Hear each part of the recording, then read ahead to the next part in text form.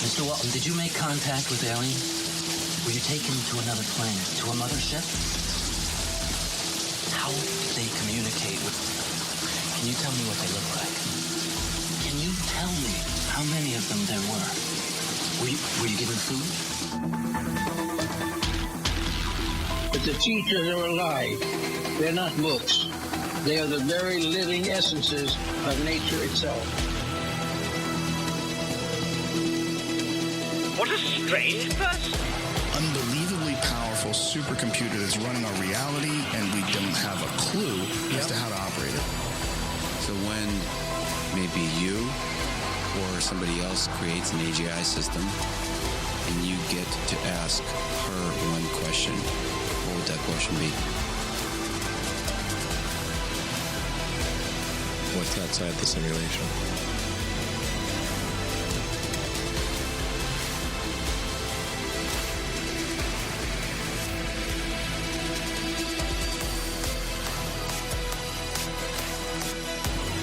Say in your mind, say to yourself, I am more than my physical body, because I am more than physical matter.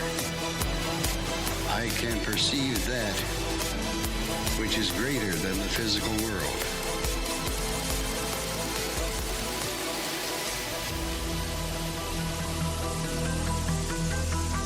We do not know all the answers to the questions about reality.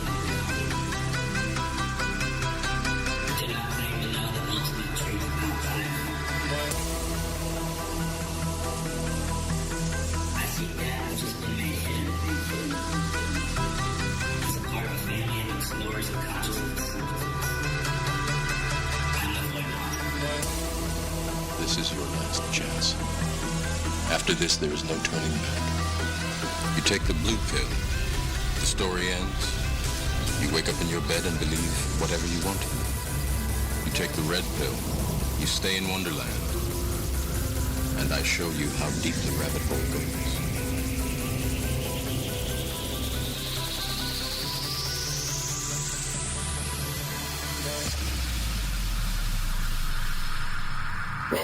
Welcome to Lighting the Void.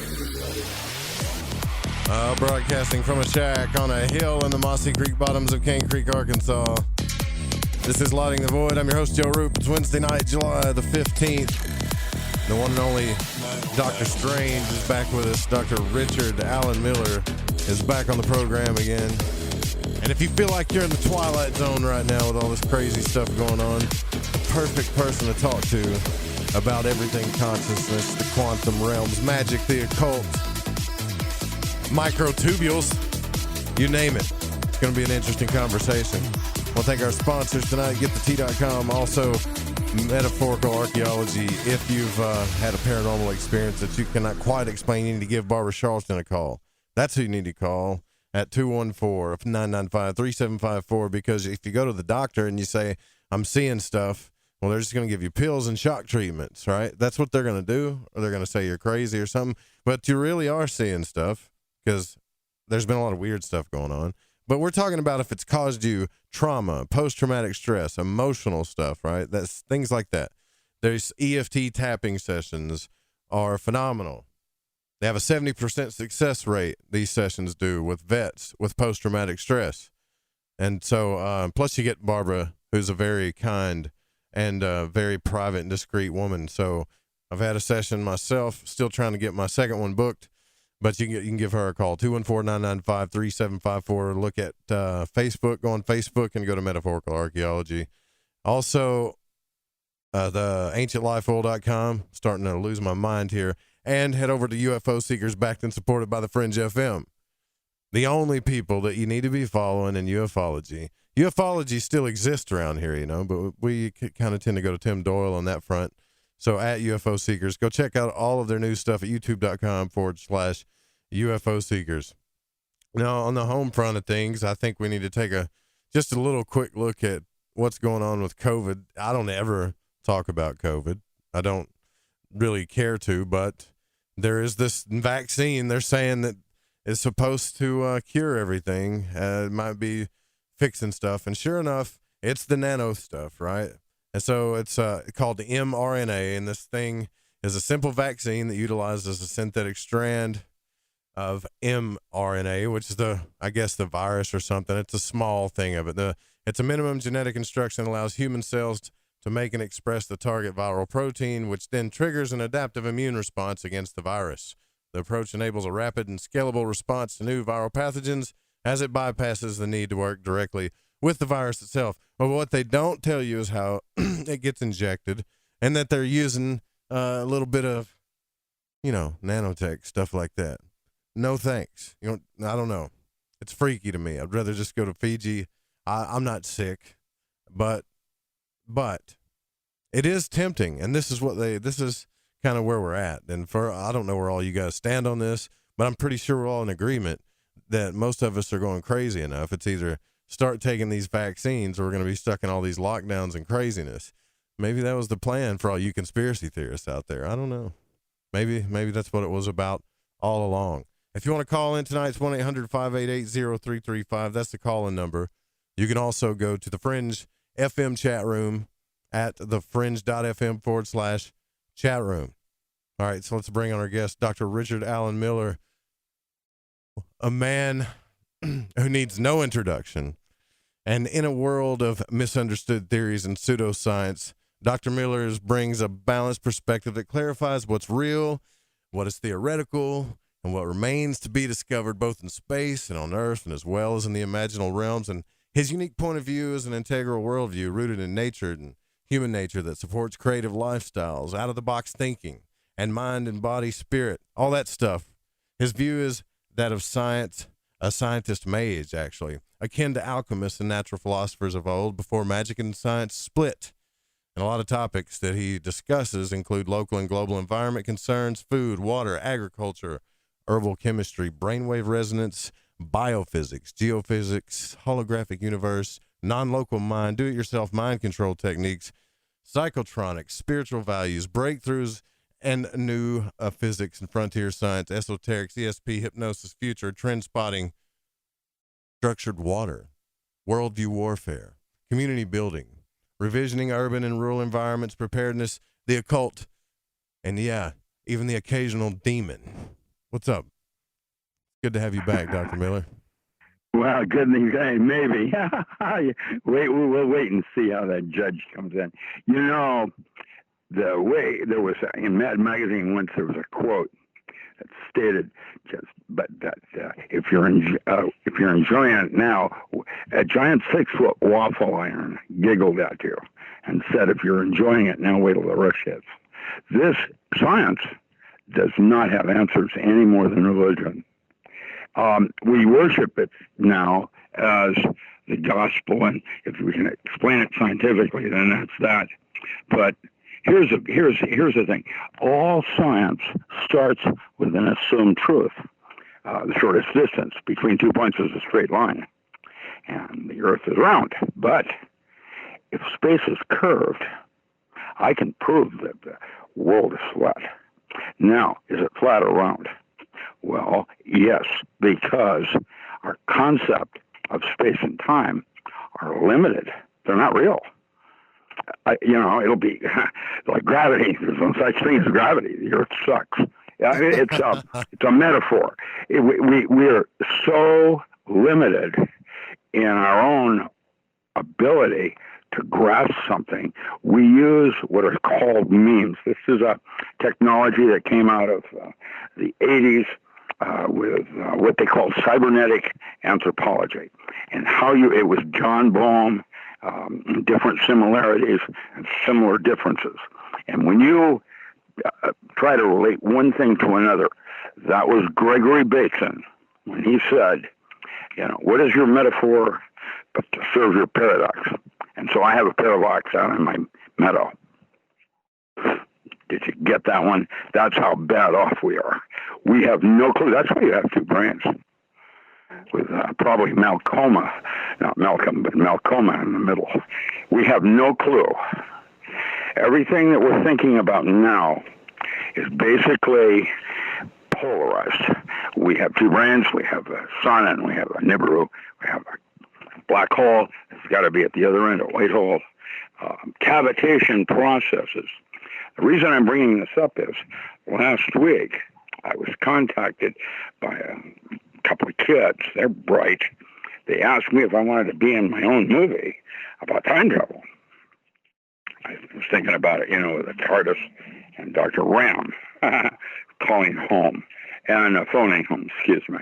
And what happened next was they started to talk to me about what they were doing, and I could not determine whether or not they were real or just pulling my leg. What are you talking about? Are they real time travelers? They might be real time travelers. And they came back here to honor me because I came up with the concept of cavitation. Get him through flattery. Blows blue smoke and he'll go for it. I don't know. It sounded plausible. I'll send you a book they sent me. That ought to do you homework. I am real good at what I do, and I have no clue at what I'm looking at. I did time travel with promise. Huh? Okay. What's that? Yeah, well, if you don't know what you're looking at, that's pretty intense. Because I don't know. Probably get a grip. It's probably not. But again, you just don't know, because everything that they have said is reasonably phrased that I could not necessarily form an argument. Gulp. This is happening every day now. I got weird people coming at me, and sometimes you have no clue what it means. Like gang stalking. The very nature of gang stalking is that you never really know what happens, and so to other people, because you're always questioning, you look crazy. It came out of Tavistock. And if we make sure he can never figure out exactly who's doing what, we'll just keep it late enough that he can't. He'll go crazy after a while. Did you know that that's a valid development on mind stalking? It's just so much is coming out of science right now, and it won't be even there. And why does it feel like I'm living in the Twilight Zone right now? I mean, I'm being serious. Welcome to Baracha, honey, with the Great Leslie and Dr. Fate. Yeah, in the middle of nowhere. And that's the truth of it. We're out on the rim. If as planets go, we're not down in galactic center. We couldn't be down there. It's so hot with gamma rays and creepy radiation stuff that our life form had to be out there on the rim with a deep atmosphere. But of course, our technology, because we want to charge on the fly, is going to bring it right down to the Earth's surface. And that's one of the reasons why we have a problem with bumblebees right now. They use that bandwidth for navigation. They hit 5G down and they're lost. They have no way of knowing what's up and down. How would you feel if you lost your balance like that? I feel like I'm losing my balance. There it is. You are, Joe. We got the Medic 1 unit on its way, and I'm supposed to keep you occupied. No, I'm serious though. But I'm talking about like on an esoteric level. There's a lot of different planetary energies and massive retrogrades and stuff. And I was like, well, whatever. I mean, there's always you can doing tell a something. Democrat from a Republican by who's wearing a mask. Yeah, there's always doing something with the planets and stuff. But like here lately, I've been going through one of the biggest transformations of my entire life, I feel like. Yeah. This coronavirus has brought a series of things that absolutely had to happen. Social distancing should have happened, 10 years ago, especially in public places. Supermarket, crowds. That's what they call crowd control. And when the crowd gets so thick and your personal space becomes less, you become more like a mob. Did you know that? There's a group consciousness having to do with personal space. Yeah. Well. And so that's just where it started. How about education? They're sending our kids home 2 months early, and there's a high likelihood schools are not going to open in the fall. What exactly are those kids doing at home? Homeschooling? They're playing video games. Well, then there it is. The thumb wrestling 101. And I decided I was going to try to open a Harry Potter-like school for metaphysics.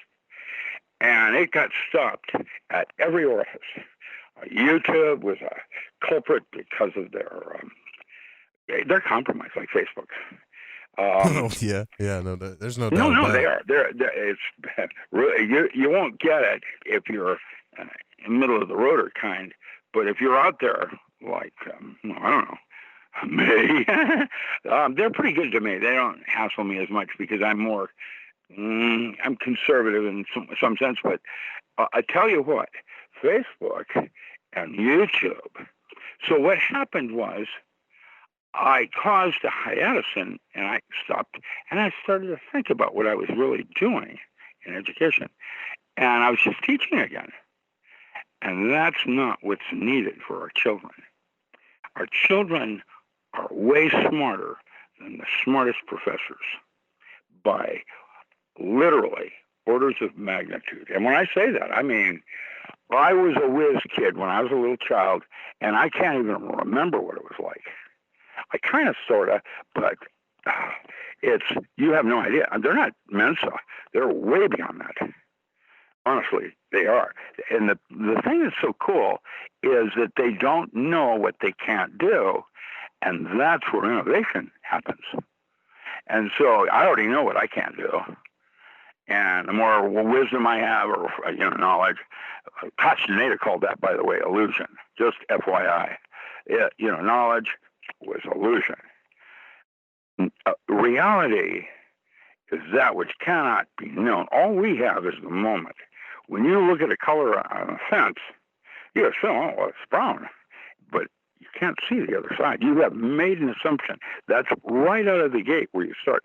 And then right behind that, then you have definitions. I'm going to define this as. And when you do that, you set up your limitations in the universe. And that's where quantum mechanics went sideways, was taking an analog system and digitizing it, taking a wave, turning it into a particle. Heisenberg came in and said, well, uncertainty. The more you know about one thing, the less you know about something else. I can't use that one for trying to understand what consciousness is if you define consciousness as da-da-da-da-da. So then when the holographic concept came in, which deals with information and resolution of information, it has its own problems. For example, there's a theorem. I'll do it that way. There's a theorem in information theory that states if you have enough information to ask a coherent question, you have enough information to answer it. Now, what that's suggesting is the framing of the question is where the answer lies, because it's either a Mandelbrot, a Julia, or a May generator. It's like a specific kind of generator that information is not what you think it is. It's not information like you would assume it is. It is limited. Think about Dolphin. One of the errors I made was when I went into John Lilly's labs and studied the Dolphin as a language. And I said, oh, well, they've got a very complex language. It's like Clifford algebra. It's a redundancy. It's way more than Hebrew. I was wrong. They're not speaking.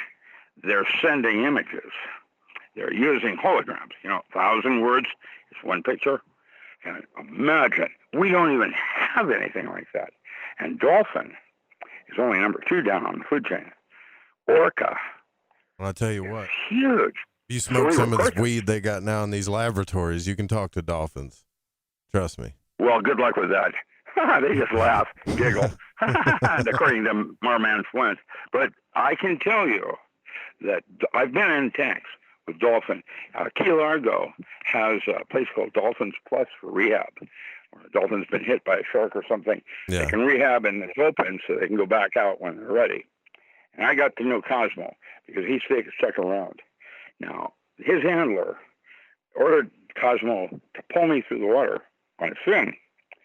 But Cosmo has a type of sonar and could see that my arm isn't real. My left arm doesn't have any bone in it. I broke it in a thing, and I was 4 inches shorter and everything. And Cosmo knew to pull me differently than Handler. Handler had problems with the dolphin, trying to tell him, no, do it this way. And he ignored them.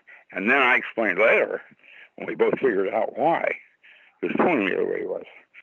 Dolphins are like very smart. And when I say very smart, I mean way more. Their biosphere, like orca, is 9/10 of the Earth, where man is only accessing 1/10. Who's superior? And just because they don't have a thumb or fire does not mean they don't have technology. I've watched dolphins blow these little sonar bubbles. They're called sonoluminescent. They're all beep, and it forms a little bubble. It's a cavitation process, by the way. And they get a bunch of those, and they play them in a ring, maybe a couple million of them, and they play in rings, and then they let it go and float away. That is currently being studied at MIT as a form of cold fusion. That's Mark Leclerc's work. Now, dolphin, that's your art. What? You know, when you talk about Hitchhiker's Guide and Thanks for All the Fish, yeah, probably right on. So thanks for all the fish. I was thinking the same thing, but there's plenty of life forms down in the ocean, but I don't know. Like the dolphins, yeah, they're smart. Yeah, they're extremely smart.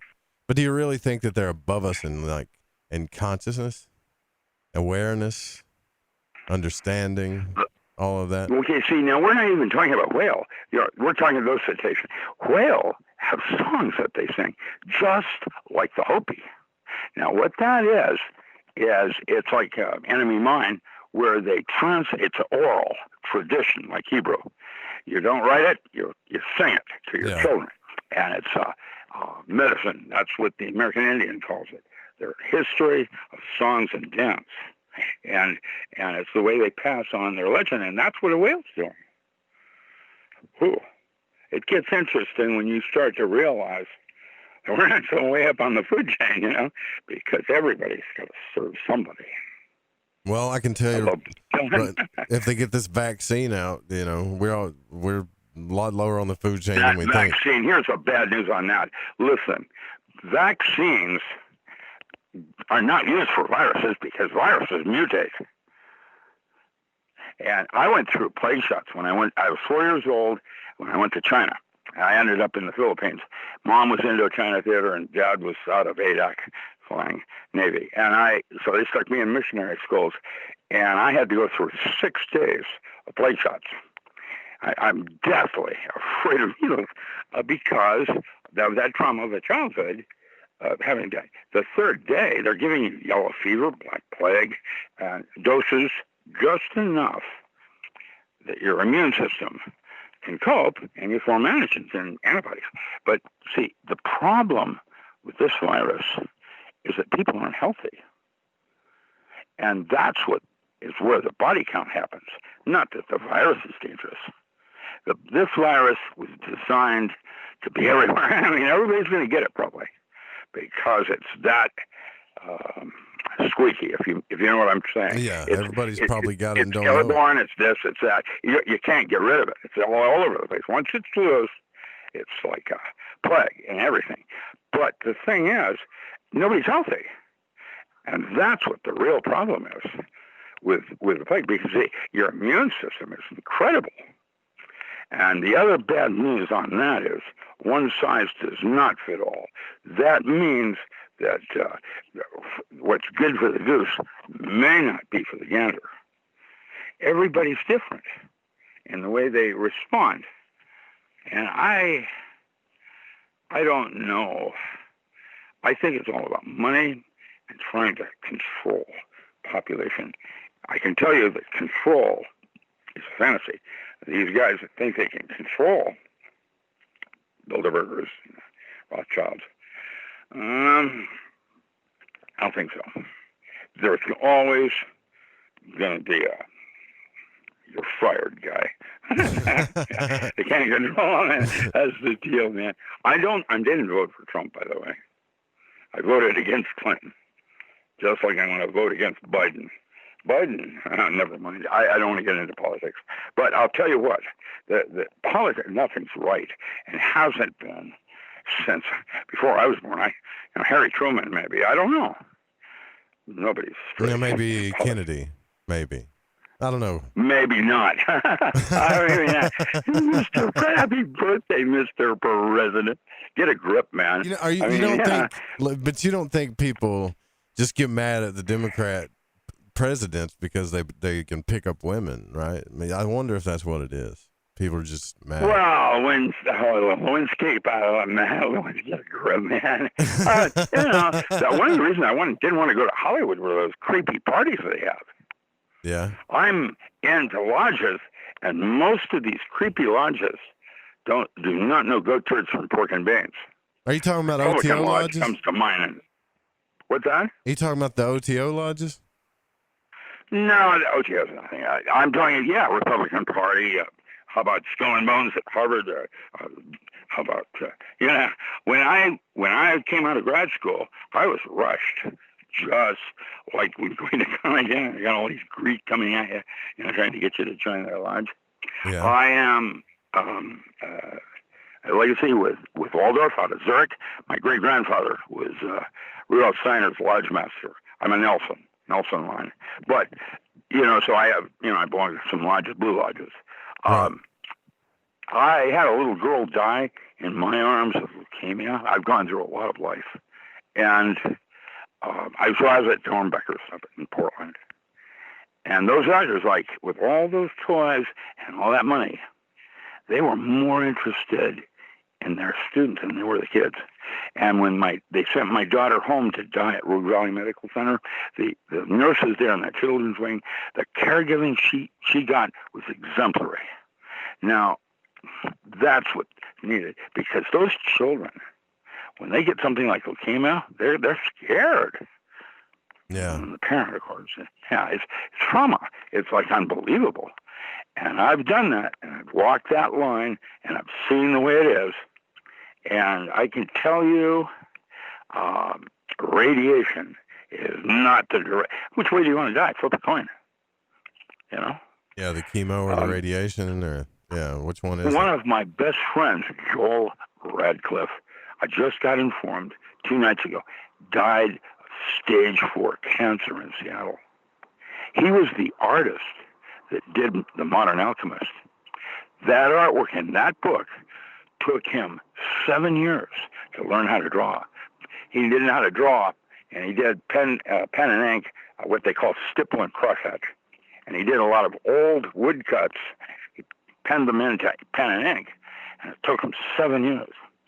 And it was a project that we did. I translated the old German into English and then added psychological commentary.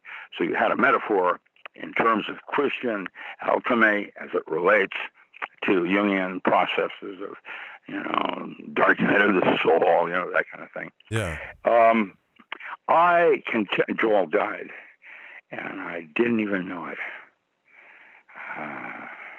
It's a weird universe out here. It's a weird universe. Well, I got a question I want to ask you about that thing, about, translocation, see if you know anything about it, but we got to take our break here just to see what your theories are on it. We'll be right back with Dr. Richard Allen Miller. You can also put your questions in the chat. You can email the show, too, at contact@lightingthevoid.com. We're live on the Fringe FM. Stay with us.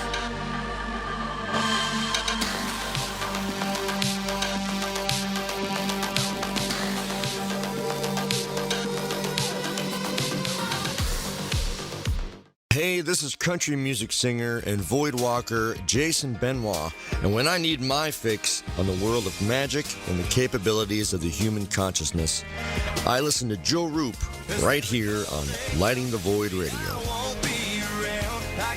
This is Barbra Charlton from Metaphorical Archaeology. If you've ever had a traumatic paranormal experience, the effects of it may stay with you for years. Who do you talk to? You can't go to conventional help. What we do is we use emotional freedom techniques or tapping to actually neutralize the effects of that event. Maybe when you tell the story now, your heart races and your palms get sweaty. You don't even want to think about it because you don't know how to neutralize that. That's what EFT tapping does. does. It neutralizes those emotions. The circuit that was recorded on is gone. The energy flows freely and you're free of it. And that's what emotional freedom is all about. We offer this as a pro bono service, but this is something that I offer because no one, it seems, is helping people with these experiences. If you'd like to reach me, it's really easy. My cell phone is 214-995-3754. Please leave a message. I will get back to you as quickly as possible. Or you can email me, barb.eft@gmail.com. And EFT stands for Emotional Freedom Techniques. Reach out to me. It's confidential. This works. You won't believe the results. All right, man, this is Crow 777, and you are listening to The Fringe FM. Please listen. Now is not the time to fear. When your immune system is strong, shields up. You have very little worries. If your immune system is compromised, you're susceptible to all viruses. I say shields up and no fear. Try Heart Love from GetTheTea.com. Heart Love has a special ingredient called allicin. It comes from the healing part of the garlic plant. No garlic breath, no garlic leaking out your pores, just pure immune-building ingredients that gets your shields up. Heart Love is a unique blend of herbs that loves to build you up. Google garlic and know the benefits. One Heart Love pill is equal to 20 cloves of garlic. 20 cloves. Shields up. You've heard of our Life Change Cleansing Tea at GetTheTea.com. Now try Heart Love. And by the way, take your blood pressure and watch weekly what happens. So here's how to purchase. Log on to GetTheTea.com. That's GetTheTea.com and build your shields. That's GetTheTea.com. Mention Ray in the coupon code and hit apply and receive free shipping. From a cave in the depths of your mind, it's Lighting the Void with Joe Roop. The Fringe FM isn't just a radio station. We also provide services for all your audio production needs. If you are interested in live radio or pre-recorded podcasts, we're here to help. We even do audio enhancements and voiceovers if needed. If you want to do a podcast or live radio show and even want the option to syndicate on terrestrial radio, from simple audio file enhancement to live production and call screening, we have you covered. We have worked with some of the best professionals in the business in order to provide coaching instruction for content creation, show structure, and more. Contact The Fringe Digital Media for more at info@thefringe.fm. That's info@thefringe.fm. Or call 501-777-5631 for a consultation. Hey, I'm JM2 Boredom, and when I want to talk about dreams, I look up my man Joe Roop and his show, Lighting the Void.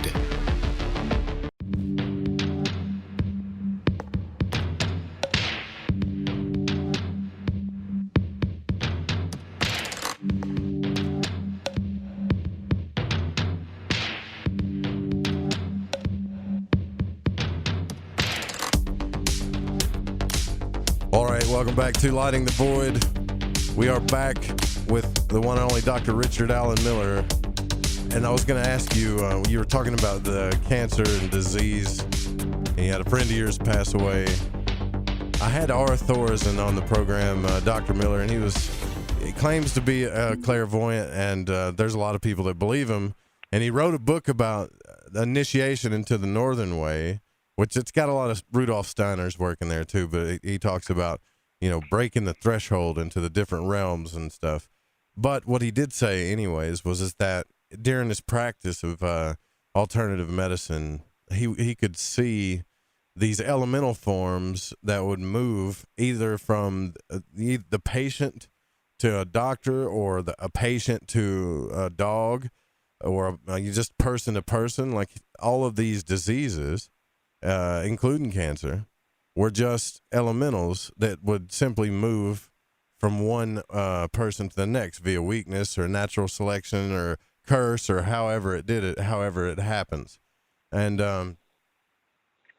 he also stated that he talked to a lot of practitioners that he said, well, this is what I've witnessed, this is what I see, this is what I know, that these things are actually moving in the spirit realms, almost like viruses. Well, not like virus, like parasites, so to speak, looking for hosts and things like that. And he said that there were several doctors in regular medicine, several, that admitted that they knew this, that they'd witnessed things like this too.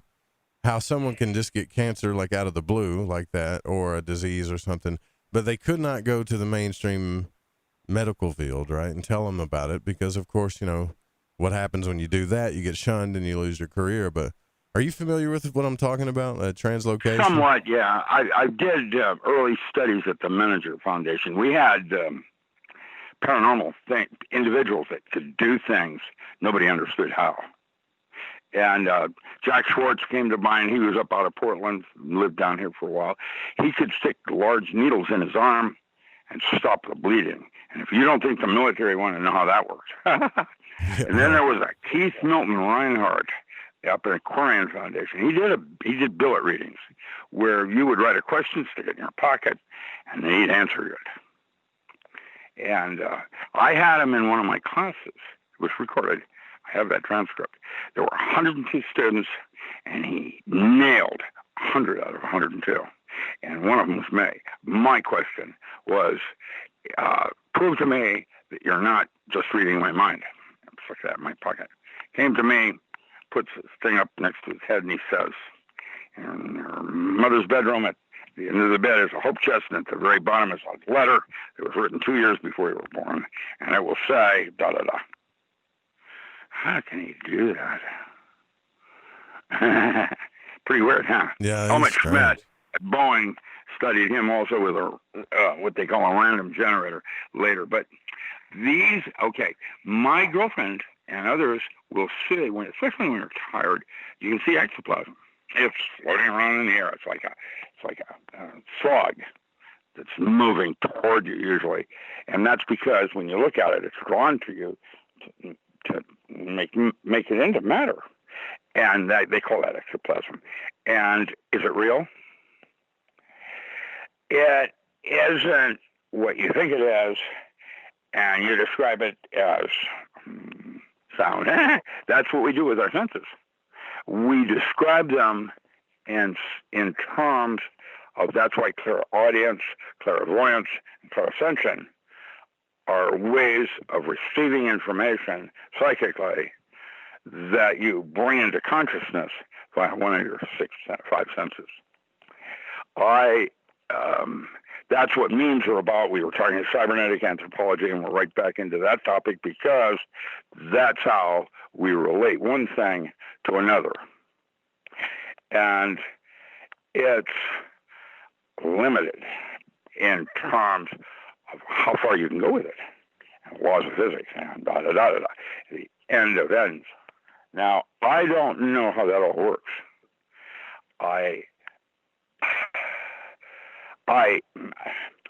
Listen, let's do it this way.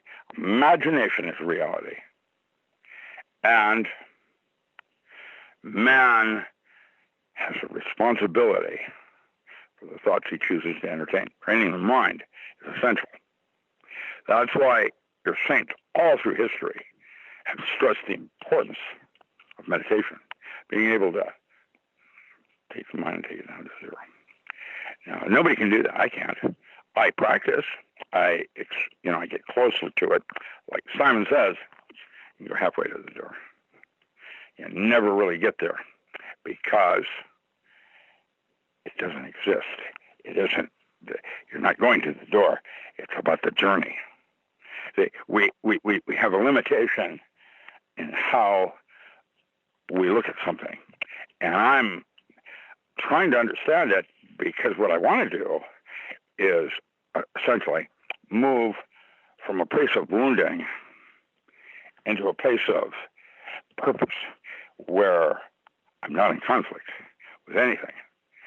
And when you get to that place, you don't get there because it isn't a place. It's Simon says you can go halfway. You always get a little closer, but you never get there because it isn't about that. It isn't like that. Kind of. I don't know how to explain that other than now an AI can be designed with algorithms to be able to know what you're going to do even before you do, because you can do the calculations faster than you. But when you come, it won't. I always like, you're going to behave a certain way because the girl treated you this way and now you're that way. And what you want to do is try to discover what's really important to you and how you feel about something. That changes every minute. But at any given moment, if you could go internally and just, I feel this way about it, now I changed my mind. That is purpose. And once you've got that, you're not in conflict with anything that an AI can't see you. That's how you get invisible. None of us can, because, creating karma, it's like finding, instead of banging the walls when you're going to walk down the hall, clang, and you work your way down the hall with marriages, whatever, and these create, you got that one. It might be, I'm never going to do that again, and Okay, those lessons are part of why you're here. This place we're at right now is a dream. It's not real. There are dream states, like lucid dreaming, that has more content to reality than consciousness does. It has more content. And that's why sometimes when you don't know what to do, you fall asleep on it, and you wake up with a solution. You solve it. It can be at different kinds of dream states. What is a dream? Well, I don't know. There are different kinds of dreams. There's REM sleep and deep sleep, and where they have different purposes in terms of storing memory, or changing something in the past a little bit, just nudges a little bit this way or that way, so you don't, that kind of thing. But they refer to life here as a matrix, and like a toy. It's not real. Well, at the moment of death, there's a 5-gram weight loss in everybody. Just exactly what is that? I have proposed that it's structured water and microtubules, like a subtle body outside the physical. We have things called chi. I have a seafood that could John Leong out of Chinatown, and just jerk and knock someone across the room without even touching them. I remember when Muhammad Ali hit Cassius Clay hit Sonny Liston. Sonny Liston, roundhouse, a haymaker kind of thing. And Sonny Liston went up in the back, fell back out cold. But on closer inspection, he didn't even touch Sonny Liston. How does that work? Now, that's what the subtle body is about. It's closer to matter than you are. That's why when you take psychedelic mushrooms, and I'll talk about that in a second, placebo now goes from 10% where you are right now to as much as 60%. And how's that work? Well, my theory is the mushrooms are a toxin that have a chemistry that's very close and similar to, but not the neurotransmitter in the brain. And when you take this toxin, the mind freaks out of the body, and it overcreates its similar look-alike, like suric acid, amide, and that's what causes your 20 hours of hallucinations. Now, with psychedelic mushrooms, it's a different kind of a chemistry. There's a whole series of hierarchies of these different resonant cavity oscillators, just like there is in the soil out there. Mycorrhiza in the soil out there is like your gut. That's Gaia. It's conscious. This planet has a kind of awareness like you do. There's this movie, As Good as It Gets, when the gay guy goes up to the actor and he says, "Why does my dog love you more than it loves me?" The surly answer is, "I feed it bacon." So I think with stomach, you gotta do, right? But instinct. You don't make mistakes by definition. And so the key, when you think about something, should I do this or I do that? And you got choices. Now what happens next is Merlin, when he said to Arthur, anything not specifically forbidden is mandatory. If it's possible, you can count on it. When I say that was Merlin when they were raiding Luther's castle in the T.H. White's book. But, you know, the reason I'm using that as a metaphor is that imagination is reality. Like, what happened in Las Vegas? Of course, the answer is yes. What happened in 9/11? Yes. Was it this that happened or that happened? All of it happened. Plausible deniability. I jump on the bandwagon. I got an opportunity. Let's take out those file cabinets on the third floor. We'll say an aircraft hit it. Nobody believes an aircraft hit the Pentagon. How come nobody's actually blowing whistles? Yeah. Well, I'm with you. Yeah. But well, that's no, another, man, I don't get it.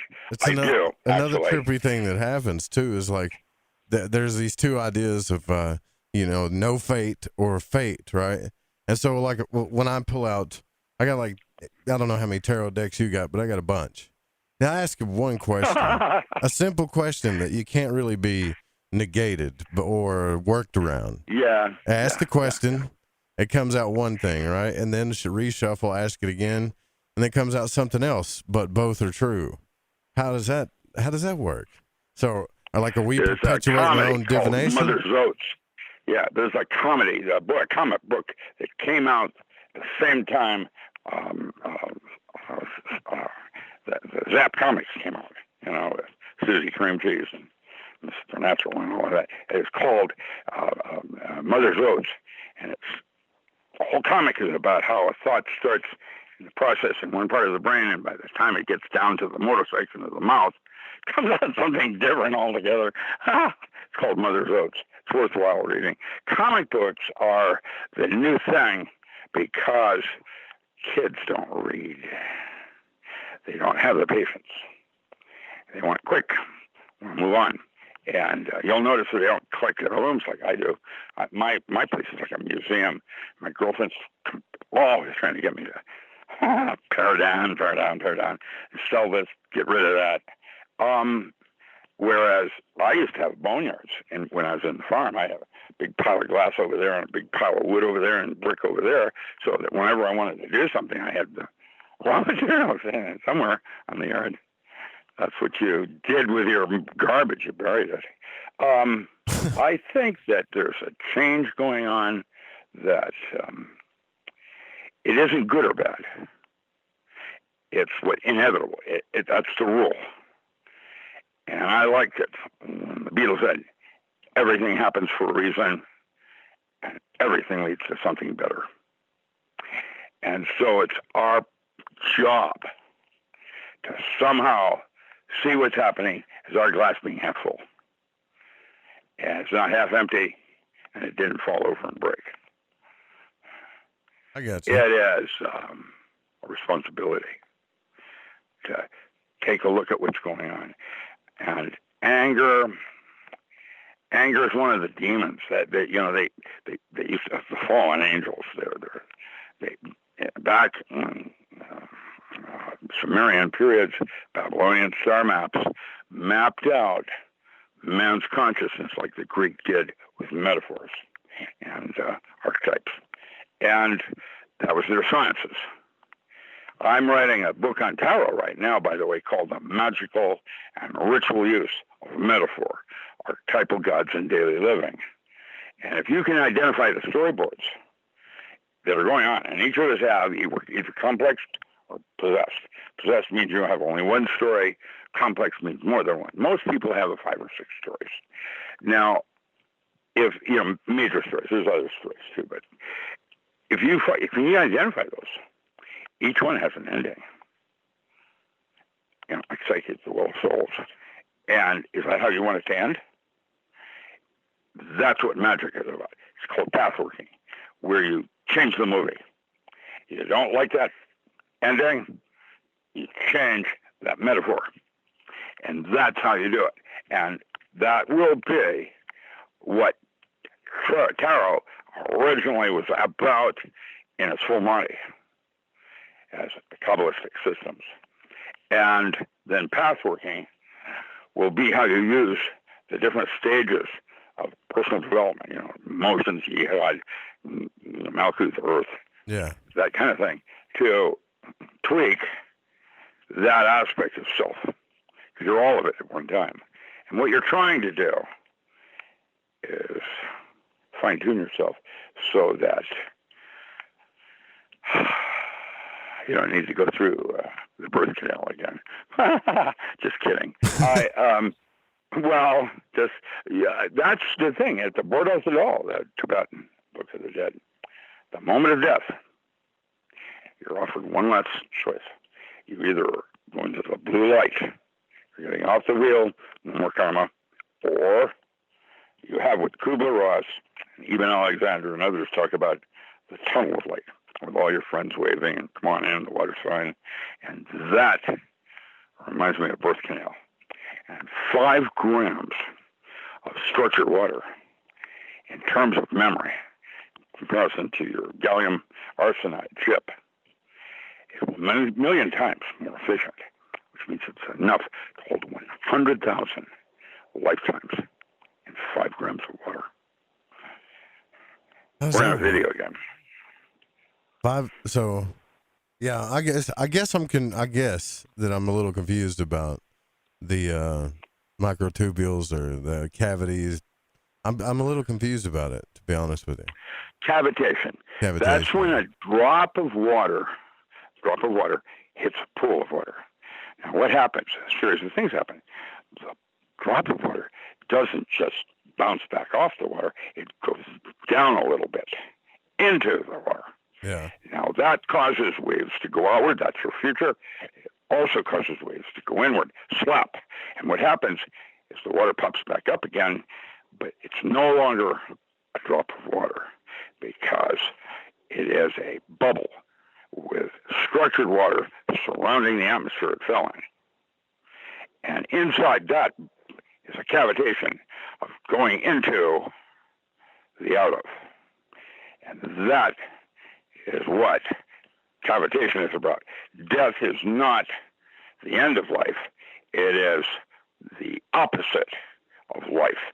That means that if life is illusion and a dream, well then, a type of waking up. So, well, I get what you're saying. Cavitation. But it's my whole point to this is the idea of fatalism, right? So the idea of fatalism, people want to know. Fatalism? It's like I do this. Say, look, I read tarot for some friends, and they don't want to know. So I'll pull 3 cards. As I said, they don't want to know the past, the present. Oh, I got that. Yeah, you're right. I do feel that. But what about the future card? What about that one? And I'm like, well, if you stay in this energy, this is the outcome. Well, no, I want to know. Like, they want to know what to do. They want the card to tell them what to do. Well, that's tendencies, and that's fortune telling, like Christianity, and not making judgment on another. It's the exact opposite of the teachings of Christ. Jesus went to India, and his primary doctrine was to not judge another. Judge yourself, but don't judge another. If you had been born in Iraq, you would not be a Christian. No way. Your religions, our belief systems, are arbitrary. And you choose religion for fellowship, to reinforce a value that you find important to you. Like, I want to be this way, and you then choose a religion that have people with similar beliefs to help reinforce your value so you can get that better. But it isn't the gospel. And that's one of the reasons why, in terms of worldviews, a Buddhist can be a Christian, but a Christian cannot be a Buddhist. Worldviews.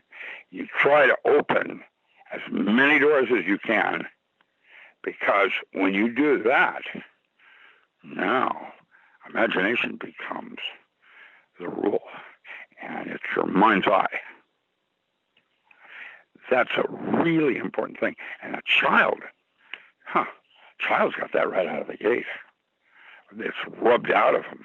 Cloud Atlas had a metaphor on that, but wasn't what I sense is the way to do it. I don't know how to do it.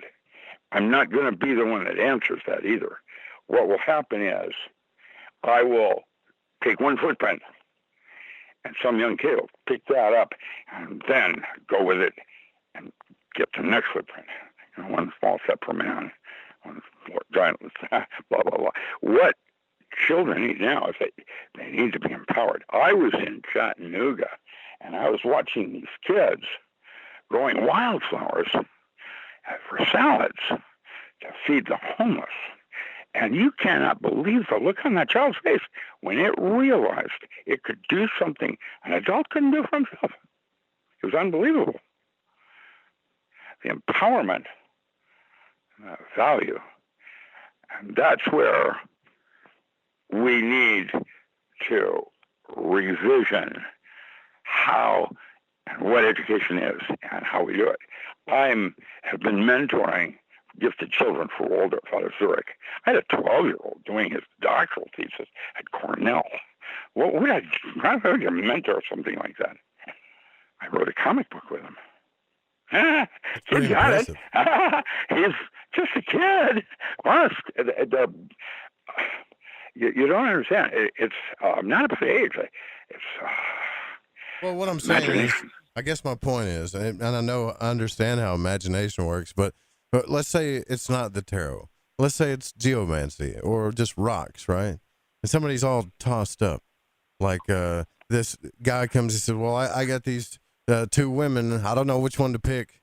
Can you throw the rocks? And let the rocks tell me which one to pick. And they let the rocks tell them. But to me, it's like deep down, they know which one to pick, and the rocks are telling them the one that they want to pick. They come back the next day, and then you throw the rocks down again. The rocks say, "Well, you're it's like those two are of pentacles." The bones. Yeah, I got that. Yeah, you're all confused. It just keeps mirroring what you believe or what you think. I mean, I don't know. Tendencies. Yeah. It's a shame. That's well, everybody does it differently. That's what made us God's favorite. I mean, a choice. We're all different. We have each of us has a different way of approaching something. And that diversity is where the real magic lies. It isn't one over another. It's all of it. That's what's important. Yes, you can't get to the point where the answer is yes, though, at that point. Yeah, that's right. There is no answer. It's the never-endings. Right. Exactly. Well, I don't know. It's just there's so many, especially nowadays. There's so many people into this stuff now. I don't know if you're aware of it, but just doing every type. There's a million tarot and astrology readers on YouTube, and if you look at all of the energies that they're showing, they all kind of do line up, and the stories are a little bit different. But it's like what they'll say one day, and I'm fascinated with it because I'm trying to figure out what's playing what here, because one day the story will say something else, whom? Right, and then the next day the story changes, and then it changes again, and I'm like, what the hell's going on here? It's not. I don't mean the story changes every day in our lives. I mean, they could say, well, the sky's going to be blue tomorrow. It's going to be a great day. Everything's going to be fine. And the meatballs, yeah. Yeah, sun card, all that stuff. And then you wake up the next day, and then they lay the cards down. It's a rainy day. It's terrible. It's a tower thing. And, and I'm thinking, who's causing this? I mean, why is it not staying constant, at least in that case, for divination? And like when you read the book in the Golden Dawn, they talk about, well, there's a proper way to do it, and the angelic invocation, because if you're not right, there's trickster spirits out there. And I'm thinking, well, it's getting a little chaotic if that's true, Yeah. Well, chaos magic came out of England, and, rituals are important. They are the celebration of myths. And so you want to, you need to draw a circle around yourself when you do that kind of thing. When you go into a sacred time over profane, you make a difference, like a switch. And when you do a circle around yourself, you say, Golden Dawn did white light, but, it's a circle, it's whatever it is. That's Steve Gaskins. He would go to the blackboard, in a book called Monday Night Class out of Berkeley before he started the firm. He drew a circle on the board, and he said, it may not be a perfect circle, but it's a perfect whatever it is. Everybody does ritual different. That's the uniqueness of each of us. But you need to have a switch going from here to there. That was why most people that want to be psychics, they can't just turn it on and off because they don't have a switch. That's what's important. Boy, the stars are beautiful tonight. All right. Well, we're at the top of the hour. That's a good point. A switch. You need to have a switch to turn it on and off. That was a good point. I'm just curious because there's so many different theories on that with fatalism and stuff. Look, if you got questions for Dr. Richard Allen Miller, you can call in at 1-800-588-0335. If you love the show or you want to support it, go to lightingthevoid.com, sign up for a Patreon, and we'll be right back.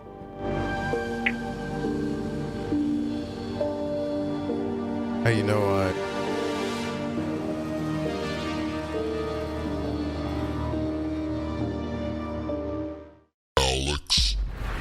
Hi, I'm Alex Exum, and you're listening to The Fringe FM.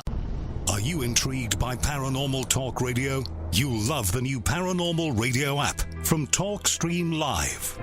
You'll find a great selection of talk shows covering UFOs, ghosts, strange phenomena, and much more. Download the Paranormal Radio app now and start listening to the very best in paranormal talk entertainment, including the network you're listening to right now, the Paranormal Radio app. Free in Google Play and the iOS App Store. Hey, this is No Way Jose, a Northern California Piscean stuck in the Arizona desert.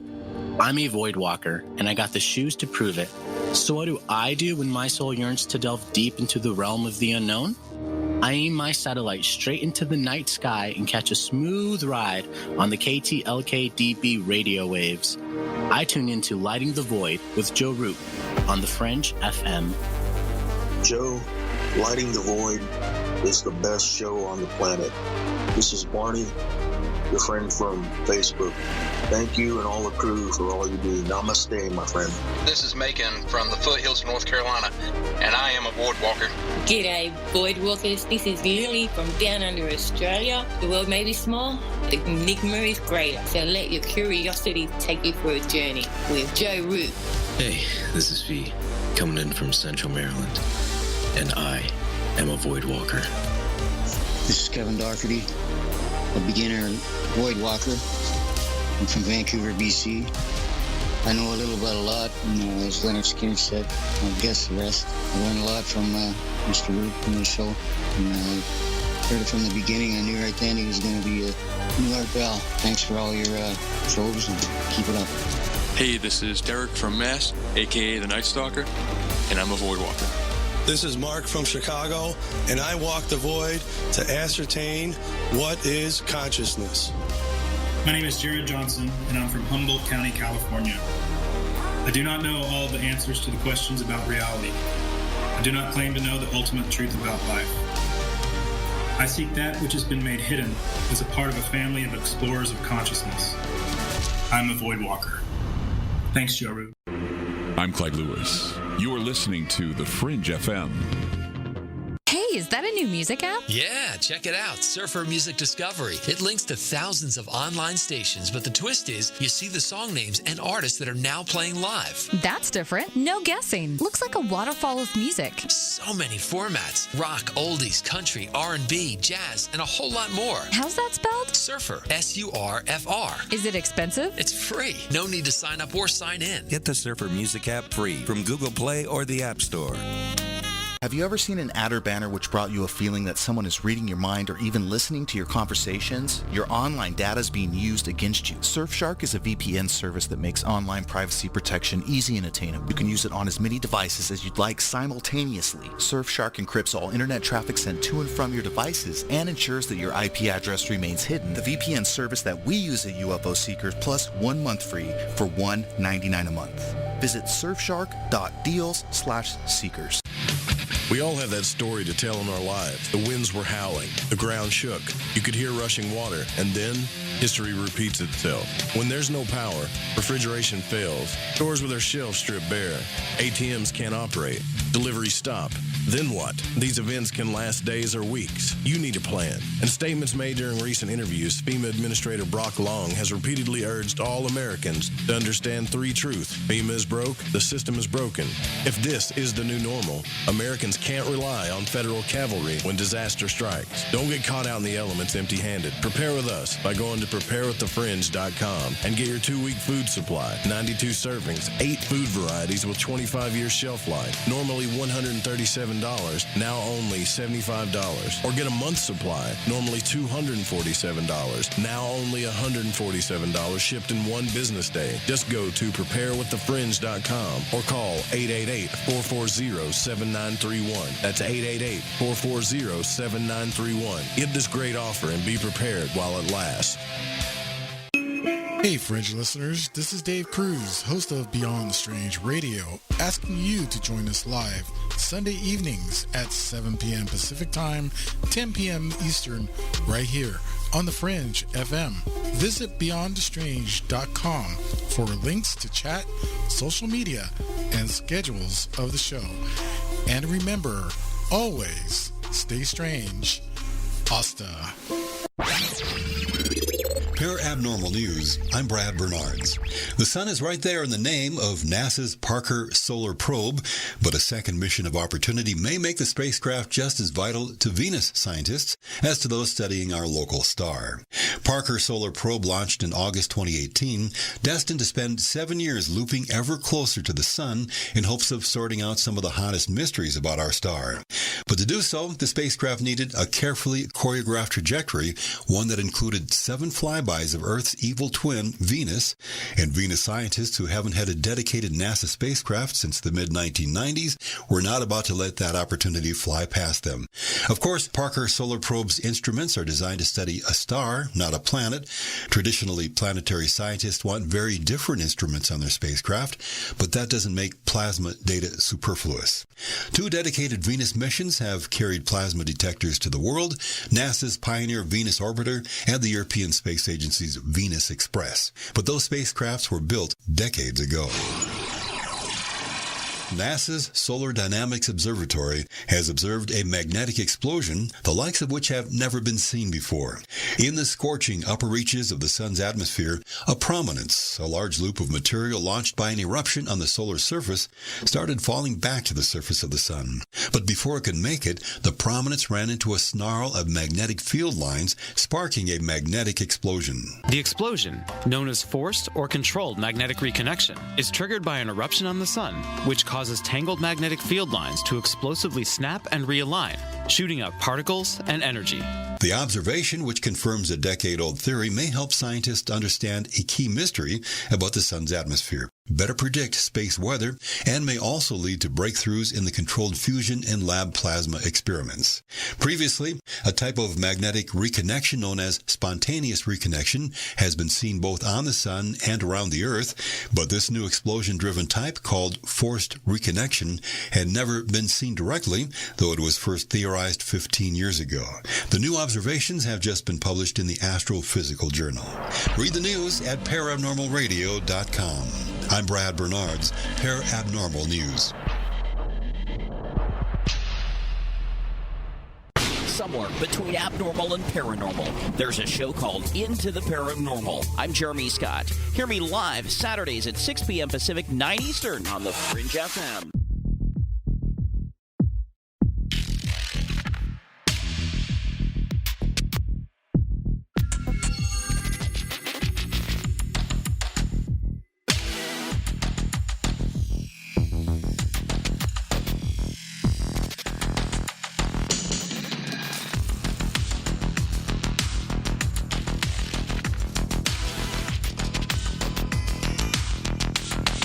Welcome back to Lighting the Void. We're live on the Fringe FM 5 nights a week. Unscreened phone calls. Listen, you guys can also listen to the Secret Teachings with Ryan Gable directly after the show. It comes on right after the show every night. So the late nights here at the Fringe FM are pretty much stay the same every night. I know it comforts you, right? I saw a picture in the Fringe FM chat Night Stalker put in there, and it had one picture of a woman that was asleep and said, listening to Lighting the Void, and then waking up to Ryan Gable, and it showed her with the covers over her face, freaking out. So it's pretty dynamic here every night, if you're just tuning in. Our guest tonight's Dr. Richard Allen Miller. Everybody knows him as a man of many names, many books, many studies. And I got a question for you about magic and the occult, because that's what we like to talk about frequently on this show. Okay. The weird and the strange, right? So. Oh, Jesus, wait a minute. Something's wrong here. I just stepped. Oh, my goodness. You okay? Yeah. I had my dishwasher turned itself on and it flooded my kitchen just when I went out here to do something. That's kind of strange, isn't it? Yeah. It's not my dishwasher. I'm a renter. Oh. Yeah. Well. Yeah. Maybe. Well, see, I was just about to ask you a question about magic. Okay. All right. Yeah. So here we go. I know for a fact, and I ain't trying to freak people out, but I do know through my own investigations that there are people out there that are doing, well, they're not really doing spells or trying to do spells and curses on people, but not only are they doing that, but they're going from occultist to magician, paying them money to have them do the spells on people.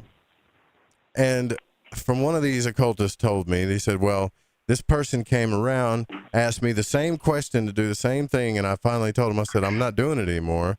It's not working, right? And he said, what do you mean? This stuff always works, but it's not working this time. And I was thinking about the relationship of magic when you do things like curses and stuff like that, or you go pay a magician or an occultist to do one, that and karma. How do you avoid that? I'm not saying do you want to avoid it, but I don't think you can, right? I mean, there's always going to be some kind of blowback you got to deal with, right? Or am I wrong?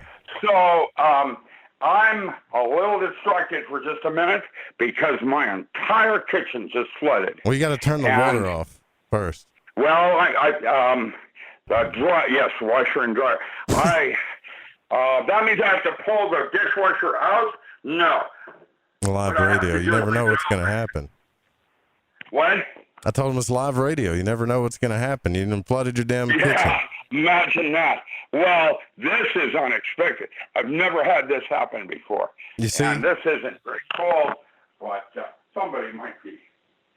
This is terrible. That's why I love having Dr. Richard Allen Miller on. You never know what's going to happen. Say again? It's okay. What? Do what you got to do. Yeah, it's okay. I've got towels down to mop it up for right now. So we're good. I'm back on. Okay, I'm here.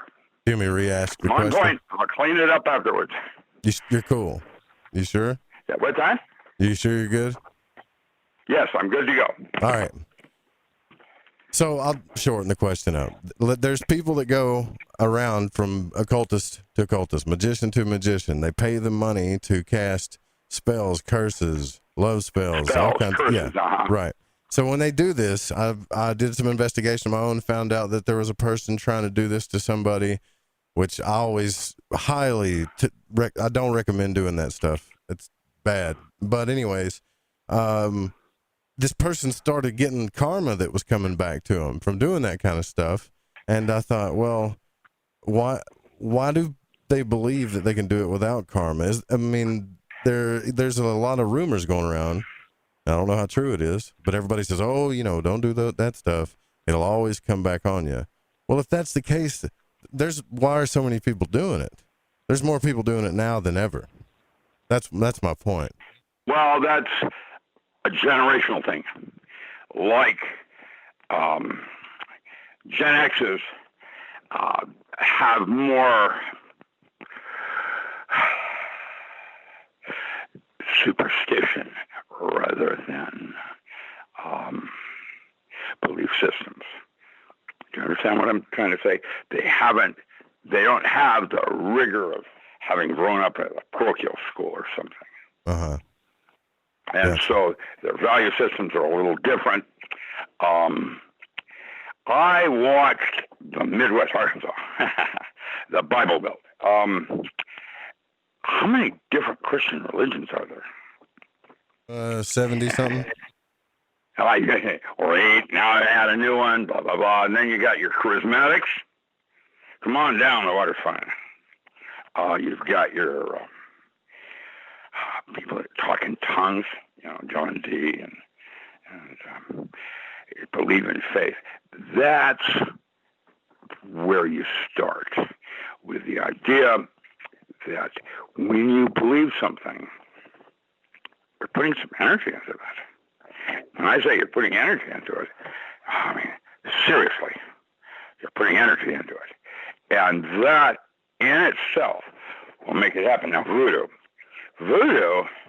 is where they try to make you do it to yourself. It isn't that they can do something to you, but your belief that they can, that's what'll do you. That's what I thought. You know what I mean? That's what I thought.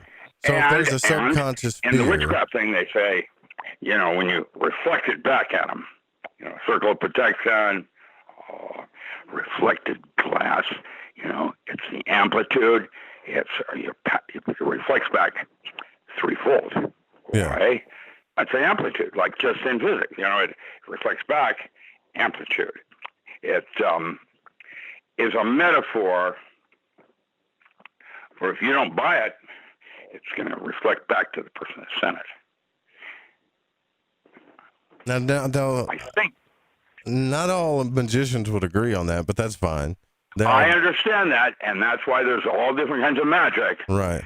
And my system, I'll tell you what happened to me. One time I needed $50,000. I did a ritual for money, and I got it. A truck ran over me, and I got it through the insurance company. You understand what I'm trying to say? Yeah, I do. You get it, but you don't get it, though, quite the way you expected or anticipated it. So when you do use magic, you should do it only for spiritual growth, because then it doesn't matter how much it costs. It's worth it. Understand? That's what they call high magic. That's the high forms of magic where you're doing it for spiritual growth. And the retirement rituals, the sacred magic of Bremelin, that's those kinds of things.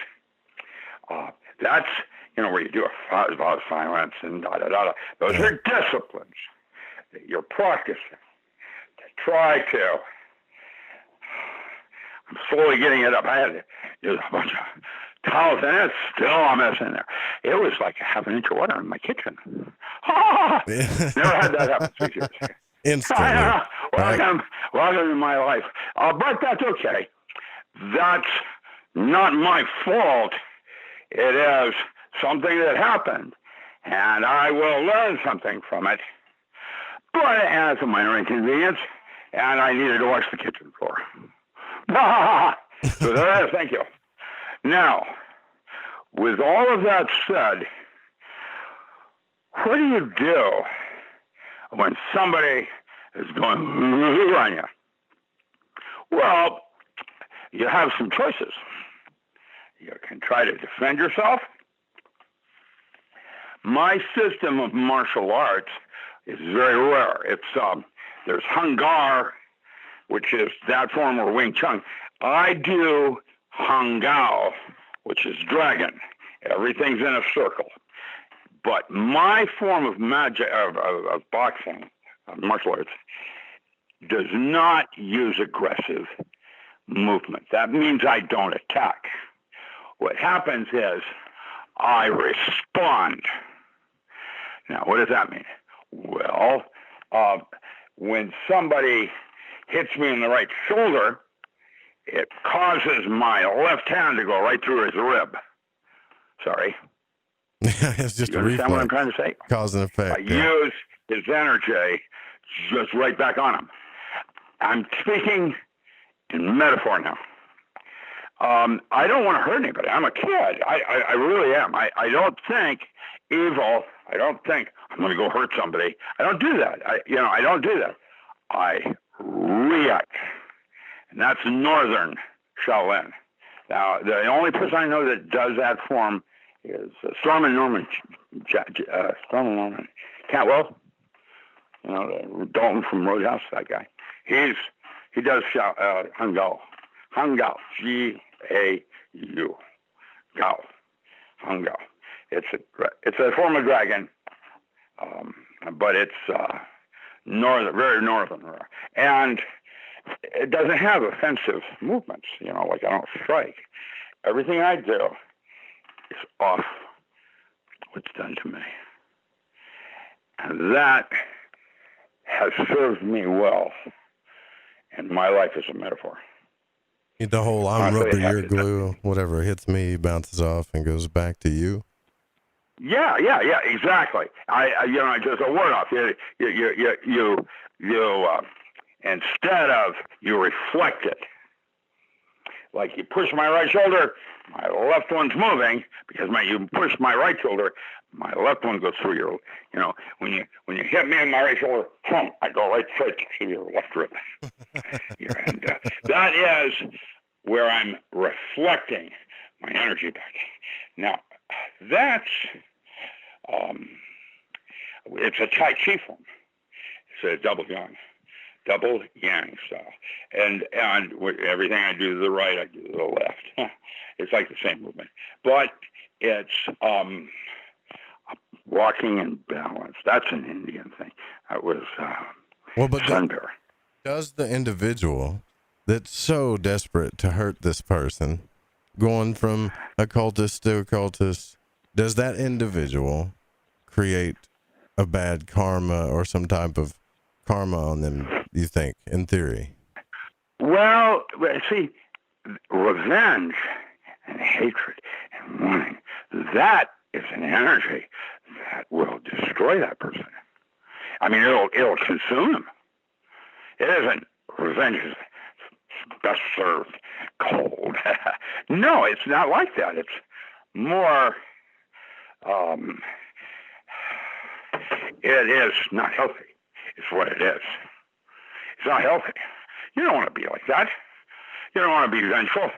You want to be forgiving. Yeah, I just got this. Yeah, well, forgiving is the way to be. Like, to me, if it's it isn't the way to be. It's what you aspire toward. Doesn't mean you're there. So you don't have to be perfect. What you want is intent. And then the action reflects more of your true soul. And what you're trying to do is move smoothly, grasshopper.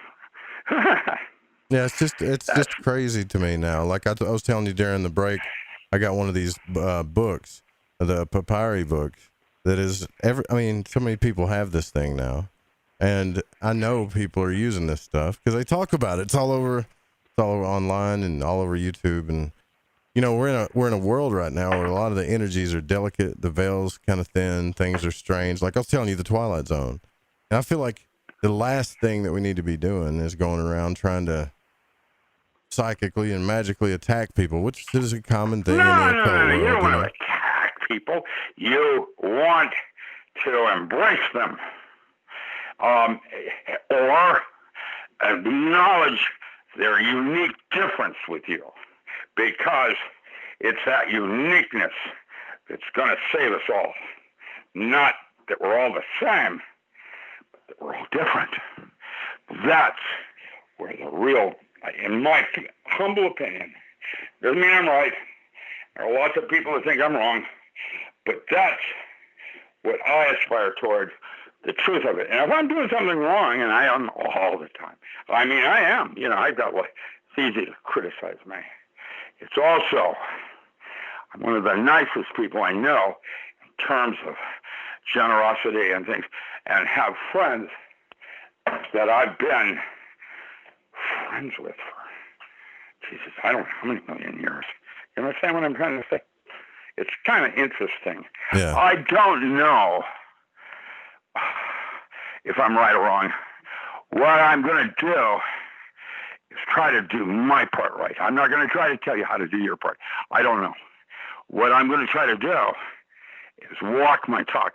The distinction between morals and ethics. An ethical man knows not to cheat on his wife. A moral man won't. Right. And I won't cheat on my girlfriend. I won't do that. I had that happen today. I wouldn't want to do that to anybody. I don't care how much they hurt me. That's all right. I don't want to do that. I guess not who I want to be. I guess what I'm asking is trying to figure out. Let's say Bob, that has a crush on your girlfriend, right? You don't know Bob. What's this? This is just an example. But you don't know Bob. You don't know him. But he's got a crush on your girlfriend. So he takes one of these books and goes in his little closet and does this spell to break you up, right? And next thing you know, you're being tempted. More temptation than you've ever been tempted in your life. And you do something stupid. You cheat on your girlfriend. You break up. So who's at fault here? Bob? You? Or did it work? Like how did it not work? You don't even believe it. You don't know if you believe it or not. So it's kind of weird because I know these things happen. And what bothers me is that they're happening on a higher level now. Like more people are doing it. People are actually, I believe, becoming more mature. That's what I'm seeing happening. Right. There's a lot of people growing up and coming to their own realization of who they are and why they do what they're doing.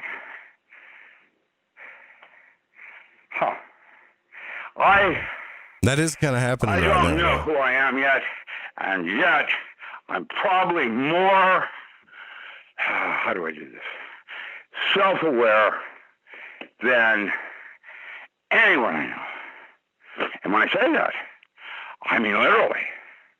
I am, I came out of the womb talking to myself. I was actually, my mother said I was running at 5 months before I was walking.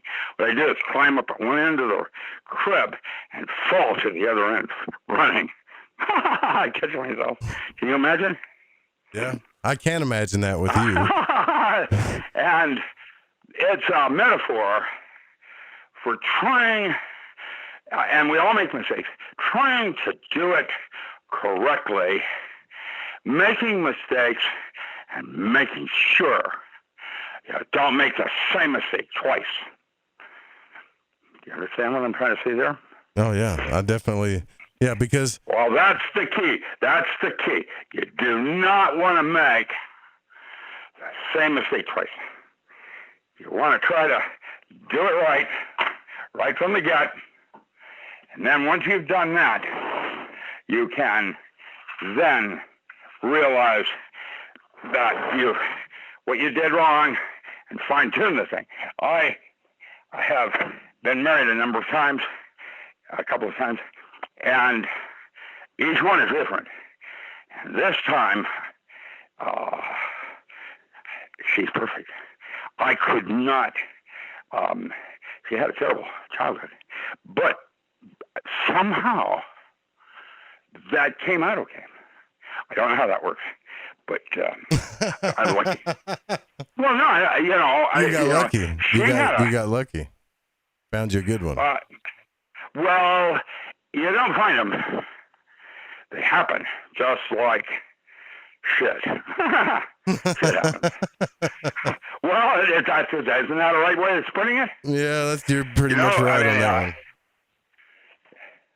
Yeah, I don't have the answers. What I have, gosh, how do I put it? Well, I thought if anybody did, you would. What's that? I thought if anybody had the answers, you would. I don't know what to do now. It doesn't work that way. I have answers for myself, but that does not mean they're going to work. I don't know that. I don't know. What I do know is that changes the rule. You can count on that part of things happening. You can count on it like it's always going to change. That is a rule. We can all know that part.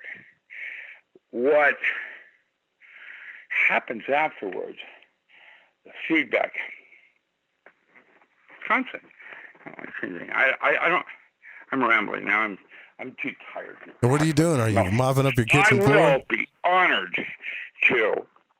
If individuals have a bunch of questions, if you organize them in regards to magic and what I do, in my systems of magic, I'd be honored to do that specifically for you and your friends because I know you're seekers. And my systems are just one system. And that's one of the reasons I didn't want to run OTO. That's not my role in this lifetime. I am going to write and rewrite magic, not like Crowley. I'm not a Crowleyite. I respected Aleister Crowley, but he was Victorian. He liked to shock people. Like put 666 in his forehead. Imagine how that one played down in Victorian periods. Yeah. You horrible man, you horrible man. And that's what he liked to do. He liked to shock people. Yeah, he did. Back then.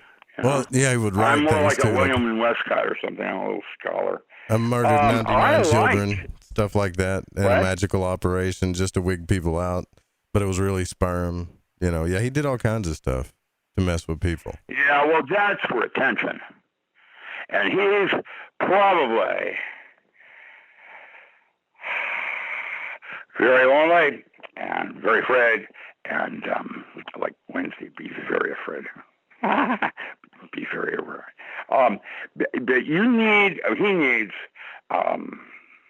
to go sit on top of a mountain for 1 month and not speak to a soul. That's called retirement. And all he has is internal dialogue. That's why you always should keep a journal. This is how each of us learn how to talk to ourselves, because that's where the real answers are. It's not out there. Well, in your systems of magic that you think that you developed, you believe will work for just about anybody, right? Like, I think we're in a day and age now where there's going to be all kinds of new systems of magic, because I think... Well, we don't have radiation shield for high energy particles yet, so we can't go to Mars yet. You sure? As a metaphor, yeah, there's things you can't... Business end of a Smith & Wesson is a real form of magic. Yeah. Wakey. That'll get your attention faster than anything. Yeah, I get what you're saying. Magic has many forms. Laser main is sleight of hand, and magic with a K, like we're talking about, is sleight of mind. It is a way of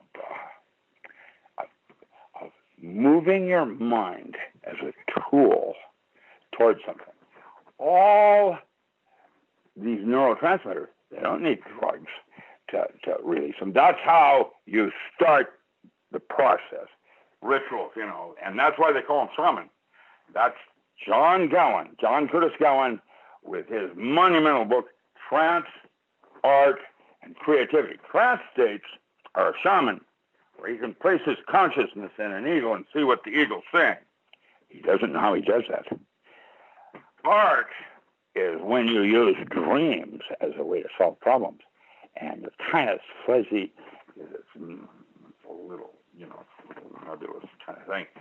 That part is paratactic mode is what they call that. And syntactic modes of consciousness are like biofeedback, tantric sex, where you're doing it with intent, a ritual. You're going to do this, and then you do it. That is, and those in the Upanishads are called Jhanata, Jhanta. There are 8 consciousnesses, or 8 levels of, what do they call that? Higher states of consciousness. And the so-called Masonic secret that everybody wants to know about is the thought that occurs at the moment of climax happens. Huh. That's why you practice for that level of control and intent. I mean, I understand what you're saying. Sometimes I've done certain rituals, but not for manifestation, but not. Well, it's how you punctuate a thought with emotion. You got all these hormones and juices, and right down to the moment. And that place It isn't sex. It's, it's the control of that. I remember in Seattle when we were all young kids and pagans, neo-pagan, that and this. I had 18 couple in my living room in a liam position, with Monty West teaching tantric yoga. What a trip that was. It wasn't real. And it was kids messing around trying to, get excited and think they're doing something important. And they are, and you are, and we are. But, just getting up in the morning and just saying hello to the sun, that's morning rituals. Yeah. And having your cup of coffee. Yeah, that is, habit. And by the way, it takes 3 full months of active dogging yourself to change a habit. You can't just do it. It doesn't happen like that. It's hard to change a habit. You have to put a sticky note on the refrigerator and blah, blah, blah, blah. You have to actively work at it. Now, I have a thing I've written, I'll send to you, and you can post it, called the Holy Guardian Angel. It basically comes from Brumlin the Mage. It's a retirement ritual that I've done with students many, many times, where it puts them in touch with themselves. That's where the real magic should be occurring. And that place, it's special. It's different than religion or science. It's not about that. It is, I don't have words. I don't know how to explain it. It's an important place that we all go to, and a child just lives there. And we forget about it as we get older and older, and that's the terrible part that isn't. That's what I always thought magic was. It's kind of like unprogramming yourself through understanding symbol, metaphor, and all those things. Yeah, well, and metaphor, that's all good. Brain, symbol, and human experience is the name. Laughlin, D'Aquila, and McManus. It's called Brain, Symbol, and Human Experience. That was the book title. Remember I gave that to you earlier, and I couldn't remember the title later. Yeah. Laughlin, D'Aquila, and McManus. And those guys did a thing called cybernetic anthropology. This was back when Julius Stillman was doing a thing out of 777 UN Plaza. Arthur C. Not Clark, it was Charlie Muses, Dr. Charles Muses, Edward Everett Horton, and a couple of others were all writing these journals. And, I've got these wonderful journals that happened just briefly. And that's where the concepts of anthropology took on, like when you design a city like Chicago, if you put your poor people here and your river there, this kind of music and consciousness happens. And that's exactly what happens with jazz in New Orleans, to be distinguished differently than New York City, Washington, D.C., and Chicago. They're all different. And they have a different kind of feel, different kind of black, different kind of gray. You know what I'm saying? Yeah. That part is the group consciousness of why you put your all your supermarkets here, and you put your shopping centers there, and your airport here, and da-da-da-da-da. That sets up a group consciousness that becomes like a meme that is uniquely set for that kind of neighborhood. And that's why they lay out cities the way they do, for that kind of aspect of effect. Now, I don't have the answers on all of that, but that's what I've read and come to with where I'm going with my systems. And I've been doing it a long time, and it's just like my schooling. It's just one small step. It's not the bottom line. It's not the answer. It's a beginning for somebody to take my work then and embellish it, do better. Roger Penrose wrote The Geometric Universe. Iona and I wrote then afterwards, after I studied with him at Princeton. We wrote the dodecahedral universe, the diamond body. Now, that geometry, sacred, if you envision that in your mind's eye, that is literally a time machine. It's Ezekiel's vision. It's the throne chariot of God. That is biblical. And Santanen did a Meru project, all of that shit too. But mine led to 3 books that I've written. They're unpublished yet, called The Diamond Body, Electromagic, and Yogatronics.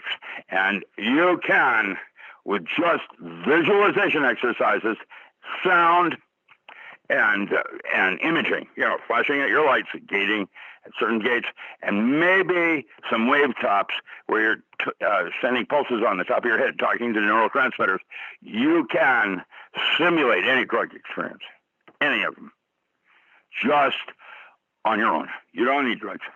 Drugs are usually a toxin, like LSD. Lysergic acid diethylamide, that's already been proven. It's broken down and salted in the urine within 20 minutes. And that the whole hallucinations of LSD is the lysergic acid amide from the brain. And the same thing is true with psilocin and psilocybin, norbobiosis. There's these chemistries are like dimethyltryptamine. That's N, comma, and hyphen dimethyltryptamine to be distinguished differently than Steve Lake's 5-alpha. You smoke it.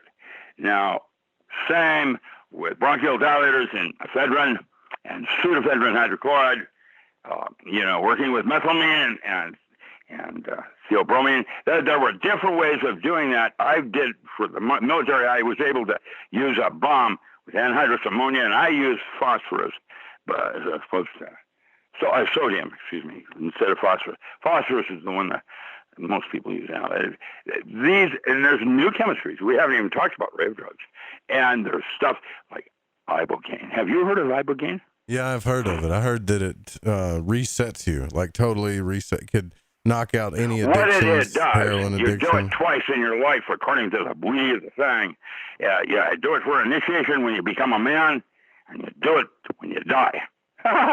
Now, what it does is it will address all forms of addiction to include spousal abuse and gambling, which are not site-selective molecules, like heroin and morphine and blah, blah, blah. How does that work?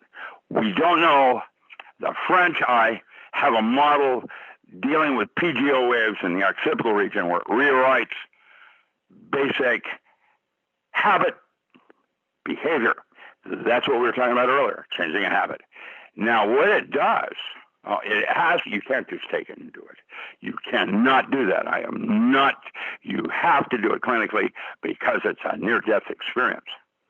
What happens is it takes you from the moment you began your addiction here and where you are right now with your addiction, whatever it is, beating children, whatever, and you nearly die from that. You never want to go through that experience again. Yeah, I heard it was the roughest experience ever, actually. What's that? Ibogaine. I heard it was, the worst ever. No, there's worse things, intensity, jealousy, rage, anger. There's a whole bunch of them. I got a list. I have a lot worse than that. But yes, okay. Yes, probably. Rave, drugs alone. There's things going on I don't understand, but I'm trying to understand these things by experimenting because, look, Leary was real clear in his varieties of psychedelics. He said the Buddhists have 4 reasons for taking drugs. Only one of them was for escape and recreation. The other 3, what are they for? This concept of higher evolving, trying to change yourself to become something better, it's a process. You don't get there.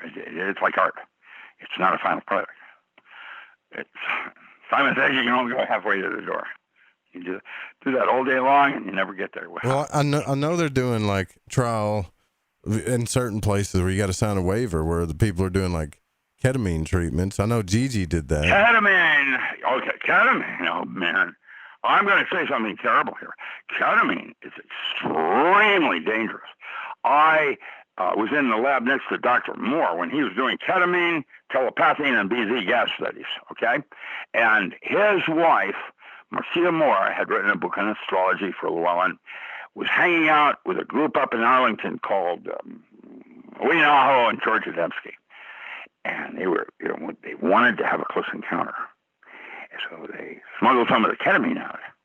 Now, they brought me in. This is one of my paranormal things I did. And it's in Workbook 1, in the very last paragraph in that book, Chapter 8, Larry's Neurologic Circuits, and ketamine. It's a last footnote.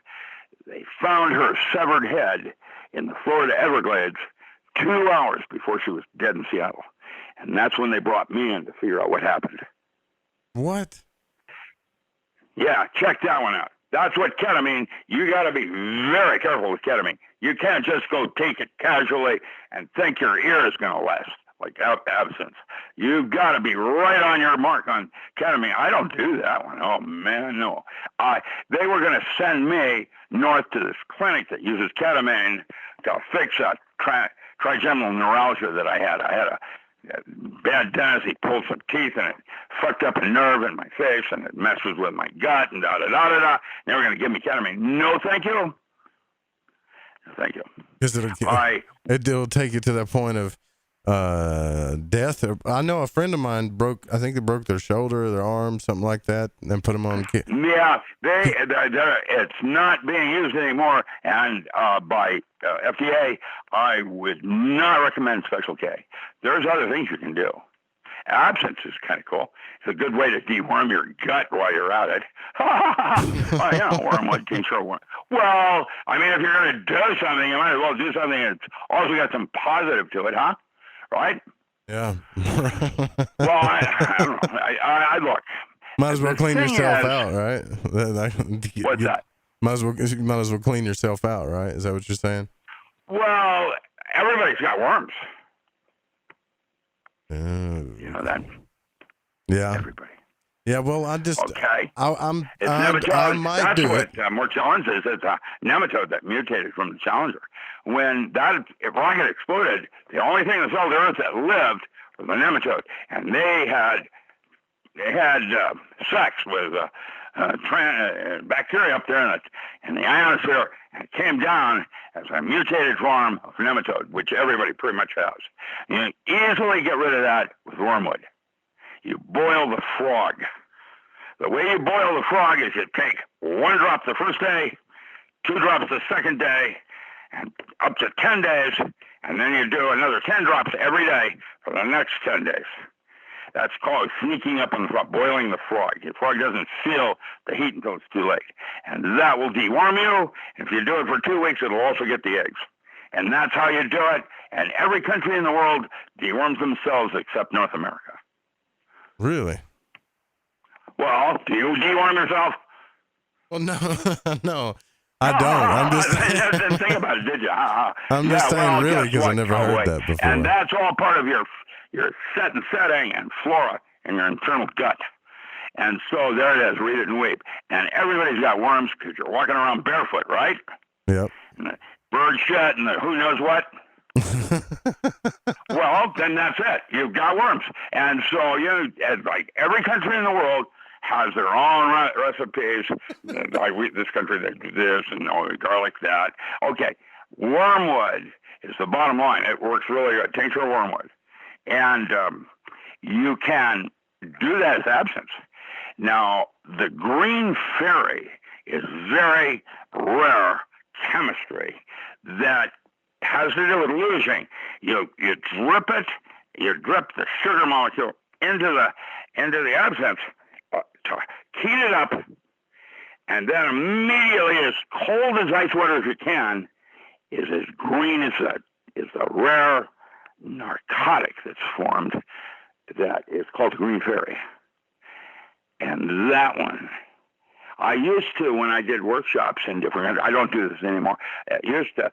When I was at the end of the workshop, I would select 8 individuals from the workshop, and I'd do a little ritual to end it with absence. And I've got some pictures. I'm going to do a little book on that one, man. I've got Mike Mandeville, my friend that runs the, the Edgar Casey Foundation. He's sitting there laughing with his drink falling over in his lap. He's just out cold. There's a group out at in Roy Williams here that are part of the tincture group that's called Herbal. And click, and I got them going one night. And then they invited me to this big dance that they had, and they had some singing and crap like that, and they had an absinthe bar.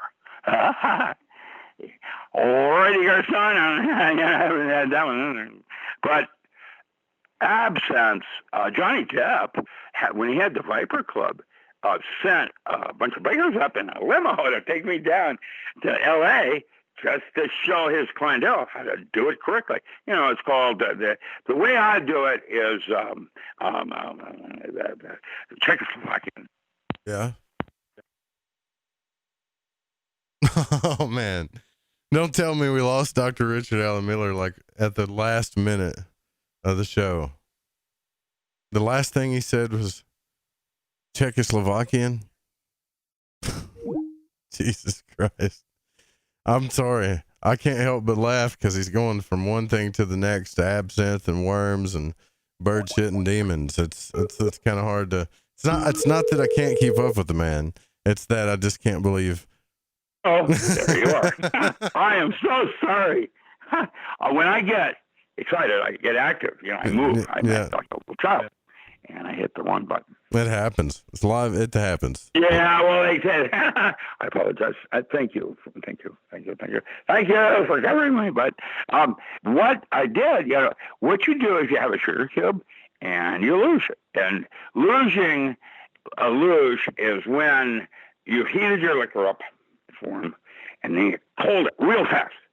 And the speed and the difference in temperature, more ice. That's what makes the thing turn to the green fairy. Green fairy is a protein that changes into a very rare narcotic that is opaque green. And the more opaque green it is, the better it is. And that's how you know. Look at it. Man, I'm going to have to come up there and visit you. It sounds like it'd be a fun time. Oh, yeah. You'd be most welcome to spend. Well, if you came early, you could do Whitewater. And I think Rick Bear and maybe Diamond from Oppenheimer are going to come in at the end of the month with their kids to rebuild the aquaculture system I did for this course and prepare it for winter. They're going to make a little greenhouse and lights so that it's winterized, and downstairs where my girlfriend will be a little happier. And then we're going to take a tomato plant that she started a little start this in May. We're going to take it right on through winter. Yeah, well, it sounds like you got it all figured out. Just as always got things figured out. And I can't wait for your new books to come out too. I really can't. I want to read them. I like reading all your books. What? You did what? I like all of your books. Yeah, I'm different, but I'm just what I am. I'm not that big a deal, and there's not a lot of people like me, but that's why old man DuPont, you know, I mean, he came all the way up. He came to my graduation in high school, and then when I graduated in college, took me back east. And what I did is, while I was working for him at St. Mary's College under, you know, special teachers, so that I could be the monster I'm going to become. Too bad I never did it, huh? Well, all I know is every time I talk to you, the one thing that I can remember is, if you want to know what the answer is, it's yes. That's all I remember. That's the one. It's yes. Yeah, that is. Read it and weep. It's nice working with you, Joe. Thanks for coming on the show again. We'll do it again. My pleasure. You can have me anytime you want. I just didn't like to do it earlier. I'll do it, but I didn't Sunday. I got to go to midnight. Well, yeah.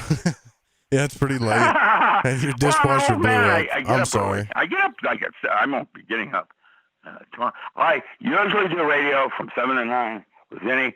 I'm off this week, so that's good. But I've been doing him every week for almost 10 years. Wow. That's a lot. I like him. Yeah, and I'm a prepper. You're a prepper, or I'm a Dr. Pepper too. Pepper, not pepper. Yeah. That was a woodchuck. I forgot how much chuck is wood. But you guys go visit the website. Just messing with you. RichardAllenMiller.com. Live from New York. It's Saturday night. Oh, yeah. I hear you. Red Tennessee. Music was by Chronos. Gotta love it. That's Steezy Stevie. And also, big shout out to the patrons. Yeah. All you guys in the Fringe FM chat. I can't help but laugh.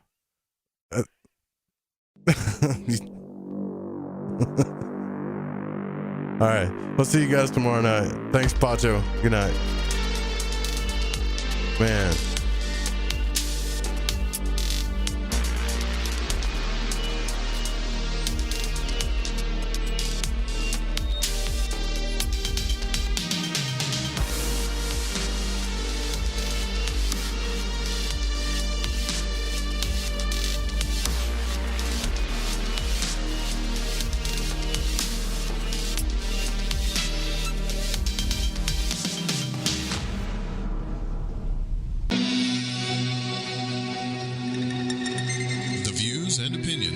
On this program do not necessarily reflect those of the Fringe FM, KTLK Digital Broadcasting, its sponsors, affiliates, or staff.